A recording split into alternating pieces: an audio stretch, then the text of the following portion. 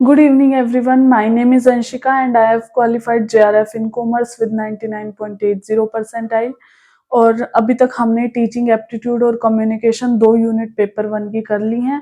और आज से हम स्टार्ट करेंगे कॉमर्स की नई यूनिट मार्केटिंग मैनेजमेंट, जिसे हम डिटेल्ड वे में करते हुए चलेंगे स्टेप बाय स्टेप, ताकि आपको कंसेप्ट्स एक सिस्टमैटिक वे में अच्छे से समझ में आ जाए और कम टाइम में आप लोग अच्छे से कंसेप्ट्स को समझ पाएं। तो चलिए स्टार्ट करते हैं हम आज का सेशन।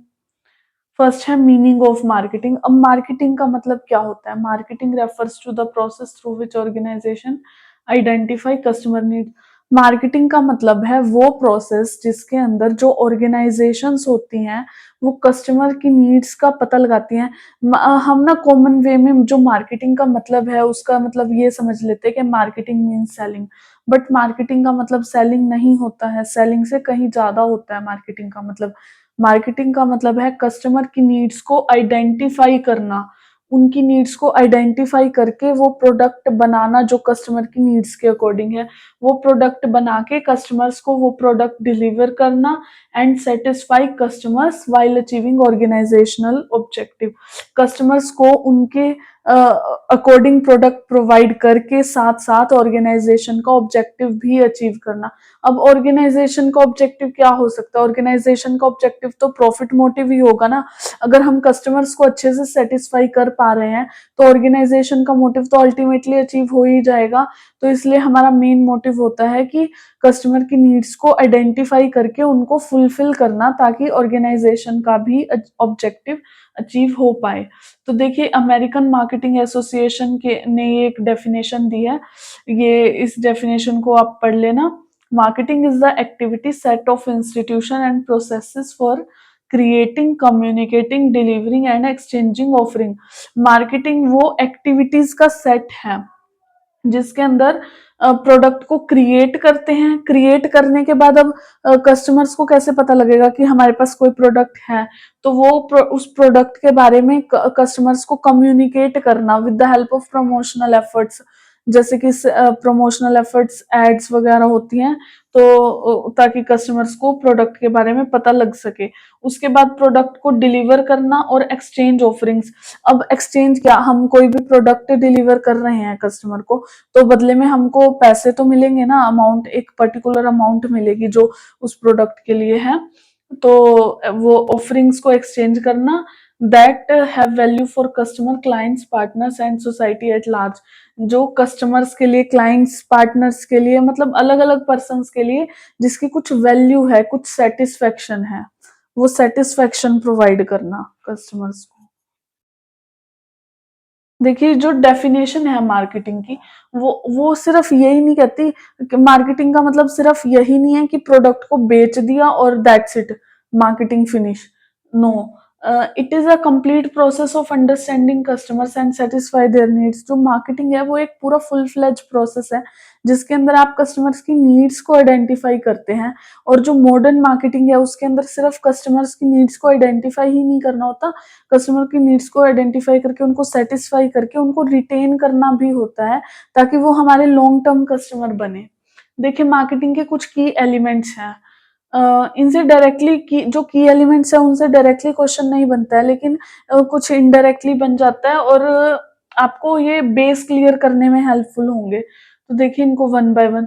फर्स्ट है अंडरस्टैंडिंग कस्टमर नीड्स। अब वही बात आ गई कि कस्टमर की नीड्स को अंडरस्टैंड करना, आइडेंटिफाई करना, पता लगाना कि क्या कस्टमर्स चाहते हैं, कौन सा प्रोडक्ट चाहते हैं कस्टमर। अब देखो, 3 तरह से नीड्स को डिफाइन किया गया है। नीड्स तो जो बेसिक ह्यूमन रिक्वायरमेंट्स होती है, फूड, शेल्टर, क्लोथिंग।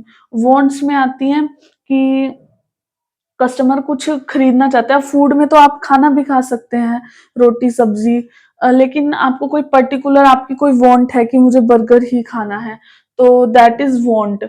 बट अगर उस वांट को सेटिस्फाई करने के लिए you do not have enough money, तो वो वांट बन जाती है। लेकिन अगर आपके पास उस पर्टिकुलर नीड को सेटिस्फाई कर, उस पर्टिकुलर वांट को सेटिस्फाई करने के लिए इनफ मनी भी है, आप अफोर्ड भी कर सकते हैं और उसको एट प्रेजेंट खरीद भी सकते हैं, सो दैट बिकम्स डिमांड।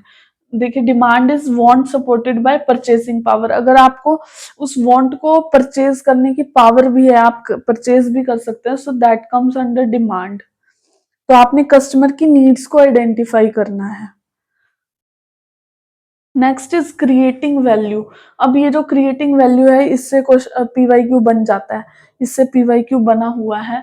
तो देखिए वैल्यू का मतलब क्या होता है? वैल्यू का मतलब जो पर्टिकुलर वर्ड है ना, वैल्यू, वैल्यू का मतलब है कि कस्टमर को कितनी कॉस्ट पे कितना बेनिफिट मिलेगा। जो वो किसी पर्टिकुलर प्रोडक्ट के लिए प्राइस पे कर रहा है कस्टमर, तो जो उसने प्राइस पे किया, उस प्राइस के लिए उसको कितनी सेटिस्फेक्शन मिल रही है प्रोडक्ट के रूप में। देखिए marketing focus on creating value for customers by designing product और सर्विसेज दैट सॉल्व प्रॉब्लम्स और satisfy better than competitors. Competitors से ज्यादा अच्छे से आप कैसे सेटिस्फाई कर सकते हैं कस्टमर्स को, कि कस्टमर्स को कितनी कम कॉस्ट पे कितना ज्यादा बेनिफिट मिलेगा, आपको ये डिसाइड करना है। तभी वैल्यू क्रिएट कर सकते हैं आप कस्टमर्स के लिए, कि कम कॉस्ट पे आप ज्यादा बेनिफिट दे पाए कस्टमर्स को। और वैल्यू कैसे क्रिएट हो सकती है? वैल्यू कैसे क्रिएट कर पाएंगे आप? कम कॉस्ट पे ज्यादा बेनिफिट कैसे दे पाएंगे? अगर प्रोडक्ट की अच्छी क्वालिटी होगी, कुछ नया प्रोडक्ट दे पाएंगे, आसानी से प्रोडक्ट मिल जाएगा। अब कोई प्रोडक्ट आपने बनाया, कस्टमर्स को उसकी नीड है, लेकिन वो कहीं कहीं पे मिलता है, किसी किसी स्टोर पे, तो वो कन्वीनियंट नहीं होगा कस्टमर्स के लिए। लेकिन उनकी कन्वीनियंस के अकॉर्डिंग जब आप प्रोडक्ट प्रोवाइड करेंगे, तो वो वैल्यू प्रोवाइड कर रहे हैं आप। और प्राइस एडवांटेज, प्राइस भी बहुत ज्यादा नहीं होना चाहिए, कि वो नॉर्मल पीपल्स के लिए अफोर्डेबल होना चाहिए। तो इन तरह से आप वैल्यू प्रोवाइड कर सकते हैं कस्टमर्स को। Next is exchange process. अब एक्सचेंज प्रोसेस क्या होता है? Marketing occurs when two parties exchange something. अब एक्सचेंज प्रोसेस, तो अगर कोई आप प्रोडक्ट बेच रहे हैं किसी कस्टमर को, तो बदले में आपको एक पर्टिकुलर अमाउंट तो मिलेगी, तो वो एक्सचेंज प्रोसेस चलता है मार्केटिंग में। Next is building customer relationships. अब कस्टमर्स के साथ जो मॉडर्न मार्केटिंग होती है, उसके अंदर आपने सिर्फ कि कस्टमर्स की नीड्स को आइडेंटिफाई कर लिया, प्रोडक्ट बना के उनको बेच दिया, and that's it. That is not a modern marketing. Modern marketing में क्या होता है कि आपको लॉन्ग टर्म रिलेशनशिप्स बना के रखने हैं, रादर देन सिंगल ट्रांजेक्शन, की एक बार प्रोडक्ट बेच दिया, दैट्स इट। ये मार्केटिंग नहीं होती। लेकिन आजकल मार्केटिंग क्या है? आप कस्टमर्स के साथ लॉन्ग टर्म रिलेशनशिप बना के चलेंगे, ताकि वो आपका ही कस्टमर रहे। And companies try to retain customers, ताकि वो जो कस्टमर है पर्टिकुलर, वो आपका ही कस्टमर बना रहे, आप उसको रिटेन करके रख पाए, वो लॉयल कस्टमर बने आपका।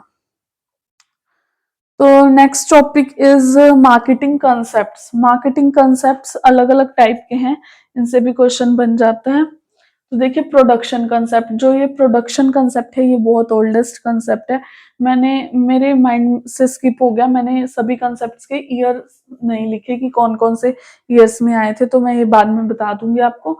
देखिए जो प्रोडक्शन कंसेप्ट है, आई थिंक 1800s कुछ मत में आया था, मेरे एग्जैक्ट याद नहीं है, मैं बाद में आपको बता दूंगी।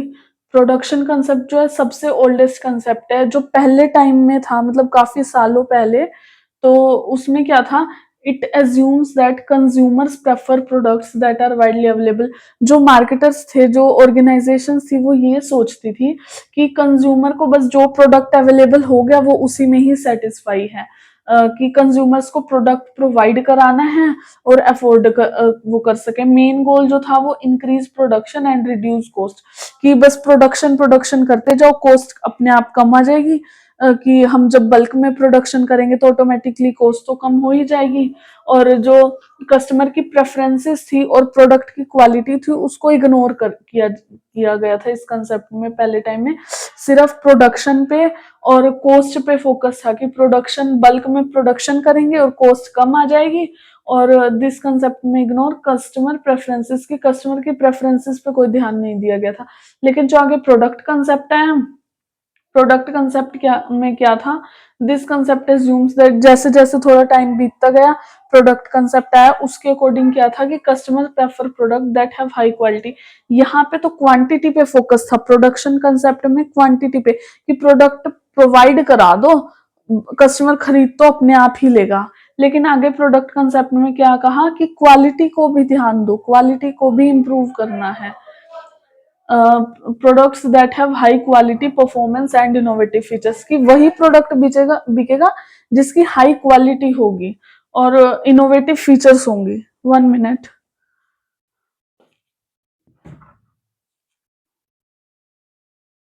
हाँ जी, देखिए कि वही प्रोडक्ट बिकेगा जिसके अंदर इनोवेटिव फीचर्स होंगी। कंपनीज में become product oriented instead of customer oriented.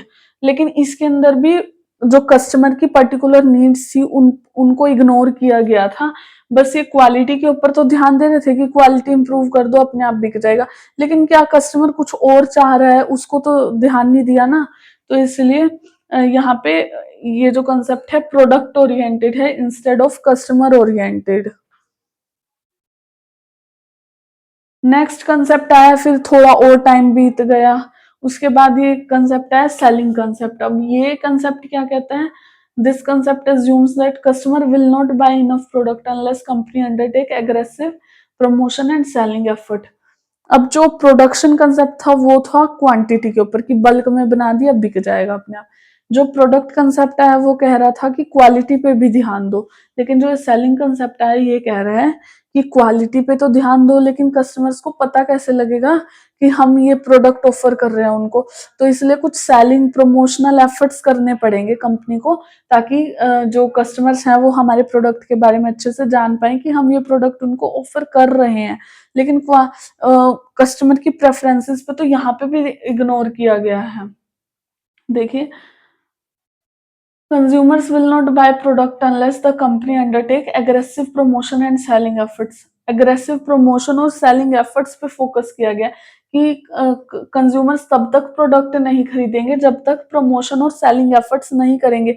Promotion और सेलिंग एफर्ट्स कौन से होते हैं कि बेचने के लिए हम कुछ एफर्ट्स करें, लाइक जैसे आप कह सकते हैं डोर टू डोर जो सेल्समैन होते हैं वो भी एक तरह से एडवर्टाइजमेंट करते हैं, और टीवी पे ऐड चलती है तो इस तरह की ऐड, न्यूज़पेपर में ऐड आती है, तो ये सभी प्रमोशनल एफर्ट्स हैं।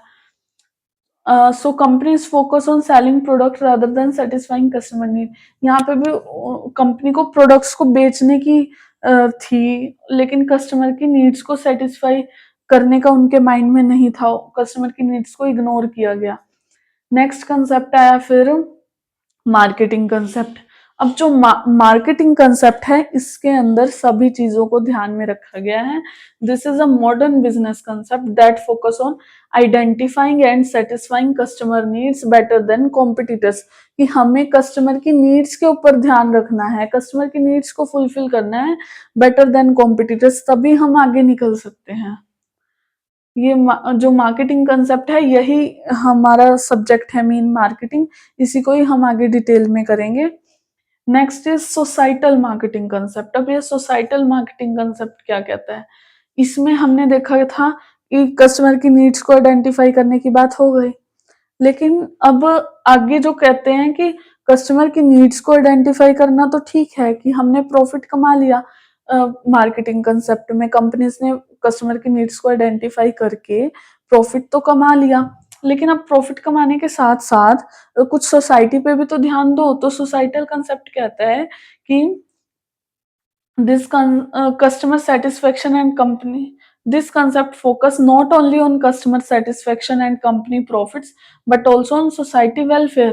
कि कस्टमर की सेटिस्फेक्शन भी करनी है, खुद का भी प्रॉफिट कमाना है, साथ साथ सोसाइटी का वेलफेयर भी देखना है, सोसाइटी के वेलफेयर के लिए भी काम करना है। वो प्रोडक्ट्स बनाने हैं जिससे कि सोसाइटी को वेलफेयर हो, मतलब सोसाइटी को कुछ नुकसान ना पहुंचे।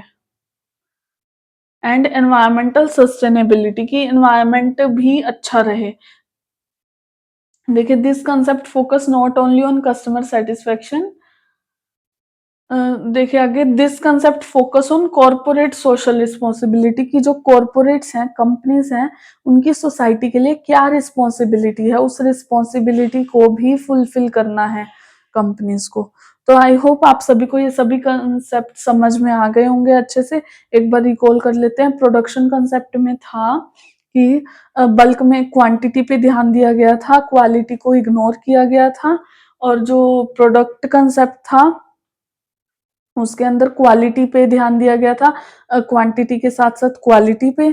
फिर जो सेलिंग कांसेप्ट आया उसमें क्वालिटी के साथ-साथ कि हमें कस्टमर्स को बताना तो पड़ेगा कि हम कौन-सा प्रोडक्ट ऑफर कर रहे हैं। सेलिंग एफर्ट्स और प्रमोशनल एफर्ट्स भी ध्यान दिया गया, लेकिन यहाँ पे भी कस्टमर की नीड्स को तो इग्नोर किया गया था।